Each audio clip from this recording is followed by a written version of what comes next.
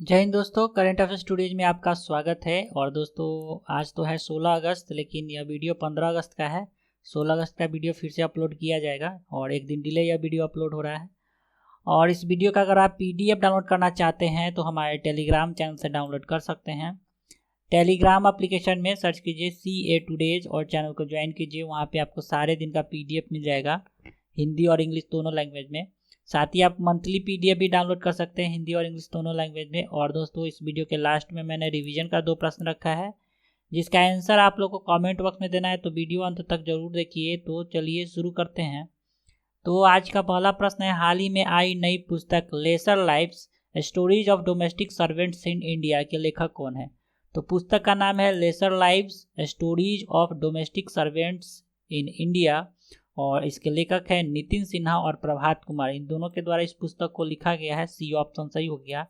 11 कहानियों का एक नया संकलन घरेलू नौकरों के जीवन पर सुर्खियों के बारे में बात करता है और भारतीय घरों में व्याप्त वर्ग और समानता की गंभीर वास्तविकताओं पर ध्यान केंद्रित करता है। इस पुस्तक को पैन मैकमिलन इंडिया द्वारा प्रकाशित किया गया है।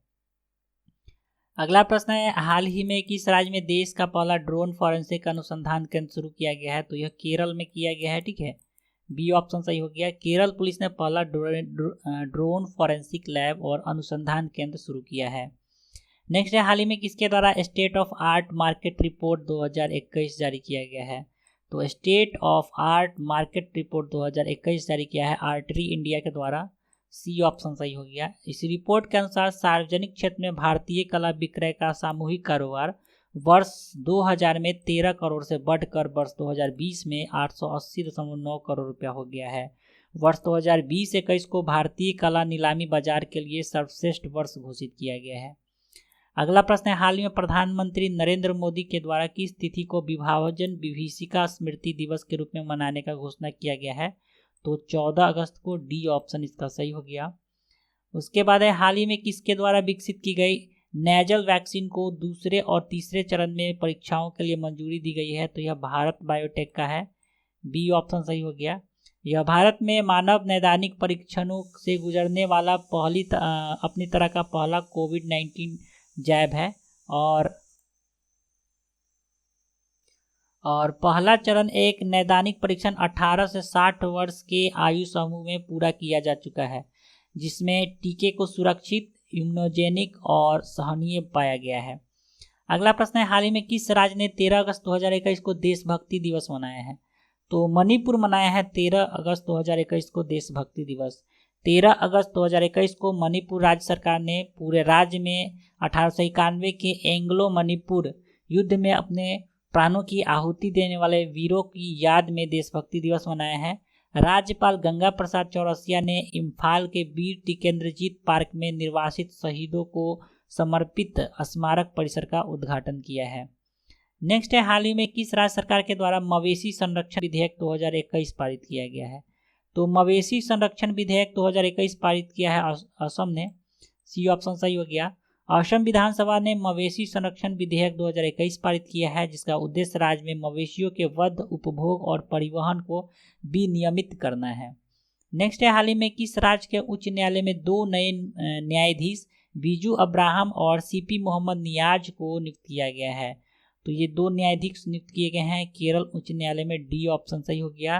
केरल उच्च न्यायालय के मुख्य न्यायाधीश एस मणि कुमार ने दोनों नवनियोजित न्यायाधीशों को शपथ दिलाई है। नेक्स्ट प्रश्न है दोस्तों, हाल ही में भारत के कितने आर्द्र भूमियों को रामसर स्थल के सूची में शामिल किया गया है? तो हाल ही में 4 आर्द्र भूमियों को रामसर स्थल की सूची में शामिल किया गया है। तो भारत के 4 अतिरिक्त आर्द्र भूमियों को रामसर सचिवालय के रामसर स्थल के रूप में मान्यता प्राप्त हुआ है। इन स्थलों में गुजरात का थोल और बधवाना और हरियाणा का सुल्तानपुर और भिंडावास को शामिल किया गया है। और हरियाणा का जो सुल्तानपुर और भिंडावास है, यह हरियाणा का पहला रामसर स्थल है। इसके साथ ही भारत में रामसर स्थलों की संख्या 46 हो गई है और इन स्थलों से आच्छादित क्षेत्र अब 1,83,322 हेक्टेयर हो गया है।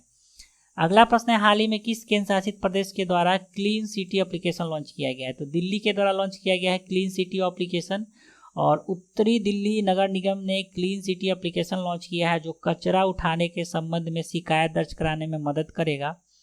नेक्स्ट है, हाल ही में किस व्यक्ति ने 4 दशक से अधिक समय के बाद गोदरेज इंडस्ट्रीज लिमिटेड के अध्यक्ष के पद से इस्तीफा दिया है? तो उनका नाम है आदि गोदरेज, सी ऑप्शन सही हो गया। और वह 1 अक्टूबर 2021 से कंपनी के निदेशक के रूप में भी पद त्याग देंगे। आदि गोदरेज के छोटे भाई नादिर गोदरेज वर्तमान में प्रबंधक निदेशक जो हैं वह 1 अक्टूबर 2021 से अध्यक्ष और प्रबंधक निदेशक दोनों के रूप में कार्यभार संभालेंगे। नेक्स्ट है, हाल ही में भारतीय नौसेना ने अगस्त 2021 में किस देश में अमेरिकी नौसेना के नेतृत्व वाले दक्षिण पूर्व एशिया सहयोग और प्रशिक्षण, जिसको शॉर्ट में सी कैट कहा जाता है, तो सी कैट सैन्य अभ्यास में हिस्सा लिया है? तो यह सिंगापुर में हुआ है, डी ऑप्शन सही हो गया। इस सैन्य अभ्यास में 20 अन्य साझेदार देशों की नौसेना भी शामिल हुई है। और सी कैट में Australia, Germany, Indonesia, Japan, Malaysia, Maldives, New Zealand, United kingdom और संयुक्त राज्य अमेरिका और वियतनाम जैसे देशों ने हिस्सा लिया है। नेक्स्ट है, हाल ही में न्यूज़ ब्रॉडकास्टर्स एसोसिएशन ने अपना नाम बदलकर क्या रखा है? तो न्यूज़ ब्रॉडकास्टर्स एसोसिएशन का नया नाम हो गया है news broadcasters and digital association, A option सही हो गया। इसका स्थापना 3 जुलाई 2007 को प्रमुख भारतीय समाचार प्रसारकों द्वारा किया गया है और वर्तमान में इसके अध्यक्ष रजत शर्मा हैं। नेक्स्ट है, हाल ही में विश्व का पहला आधिकारिक रूप से लाइसेंस प्राप्त cricket non fungible token NFT launch करने के लिए रारियो ने किसके साथ समझौता किया है?